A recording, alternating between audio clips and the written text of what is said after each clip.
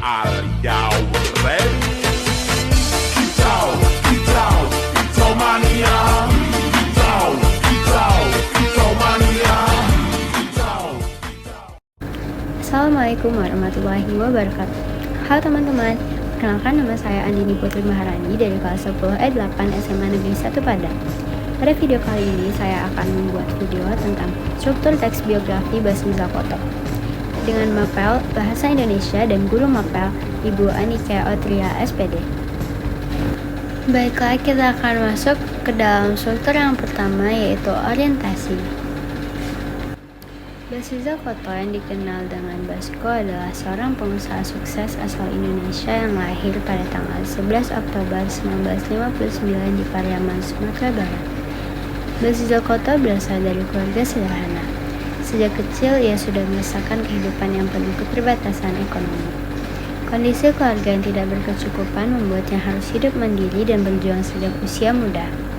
Basriza Koto dikenal sebagai pemilik Basko Group, bergerak di berbagai bidang. Dalam hal pendidikan, Basriza Koto tidak menempuh pendidikan formal yang tinggi. Ia hanya mampu bersekolah hingga kelas 5 SD. Keterbatasan biaya menjadi alasan utama ia harus berhenti sekolah. Namun, keterbatasan tersebut tidak memadamkan semangatnya untuk belajar dari kehidupan dan pengalaman. Sosoknya menjadi inspirasi karena mampu mengubah keterbatasan menjadi peluang besar. Ia memiliki orang tua yang berasal dari keluarga sederhana di Padang Pariaman. Ayahnya bernama Ali Abyar dan ibunya bernama Janinar. Ia memiliki dua istri. Istri pertama almarhumah Mutiarti. Mereka menikah pada 1981 dan meninggal dunia pada 2016. Pada istri pertama ia memiliki 7 anak. Dan istri keduanya bernama Erita Siregar. Dengan istri kedua ia memiliki 3 anak. Dan sekarang ia memiliki 20 cucu. Kini ia dan keluarganya menetap di Pekanbaru. A few moments later. Selanjutnya kita akan masuk ke struktur peristiwa dan masalah. Sejak kecil kehidupan Basriza Koto penuh dengan tantangan. Ia harus membantu orang tuanya untuk memenuhi kebutuhan sehari-hari. Ia menjalani berbagai pekerjaan bahkan di usia yang muda. Saat ibu Basriza Koto meminjam beras kepada tetangganya, ibu Basriza Koto disuruh makan batu dengan anak-anaknya. Saat itu ia baru pulang sekolah. Ketika ia berdiri di balik pohon kelapa membawa beras hasil menjual kerupuknya, saat mendengar itu Basriza Koto bertekad untuk merantau mencari peluang hidup yang lebih baik. Perjalanan hidupnya tidak selalu mulus. Ia sering mengalami kegagalan dalam usaha yang ia jalankan. Tanpa keahlian, Basriza Koto bekerja sebagai kernet angkot di Riau. Kemudian, modal dan hasil dari menjadi kernet tadi ia gunakan untuk berjualan petai. Ia termotivasi setelah melihat pedagang petai diserbu oleh pembelinya. Mulai dari situlah ia memilih untuk berdagang petai. Basko melihat peluang dalam menjual petai, dimulai dari memilih kualitas petai yang bagus dan kualitas yang rendah. Ini merupakan strategi pemasaran Basko, memberikan pilihan kepada pelanggan meski harganya agak mahal. Seiring berjalannya waktu, strategi usaha Basko semakin baik dan sudah mengerti tentang nilai tambah. Ia kemudian membangun usaha jahit pakaian di Simpang Batu, Kota Padang.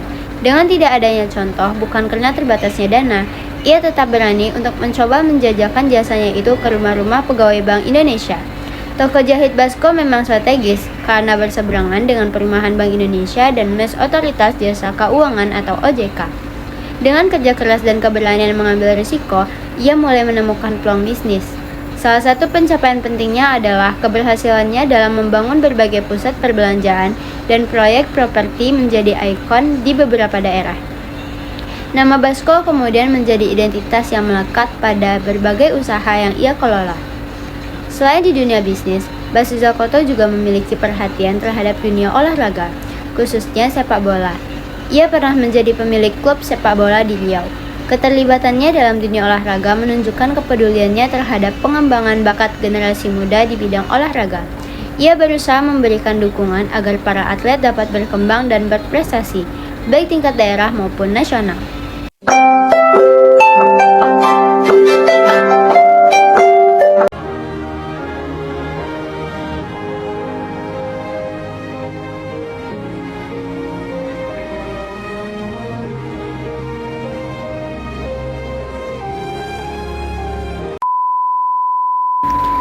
Selanjutnya kita masuk kepada struktur yang terakhir, yaitu reorientasi. Sosok Basil Zakoto merupakan contoh nyata bahwa kesuksesan tidak hanya ditentukan oleh tingkat pendidikan, tetapi juga oleh kerja keras, ketekunan, dan keberanian dalam menghadapi tantangan hidup. Kisah hidupnya memberikan pelajaran berharga, bahwa keterbatasan bukanlah alasan untuk menyerah, melainkan motivasi untuk terus berusaha menjadi lebih baik. Basil Zakoto adalah inspirasi bagi banyak orang, terutama generasi muda, agar tidak mudah putus asa dalam meraih cita-cita. Dengan semangat juang yang tinggi, setiap orang memiliki kesempatan untuk mengubah nasibnya menjadi lebih baik. Sekian video pembelajaran terkait struktur teks biografi Basil Zakoto dari saya. Bila ada salah kata, mohon dimaafkan. Assalamualaikum warahmatullahi wabarakatuh. Let a nigga bracket, legend of the fall, took the year like a bandit. Bought mama a crib and a brand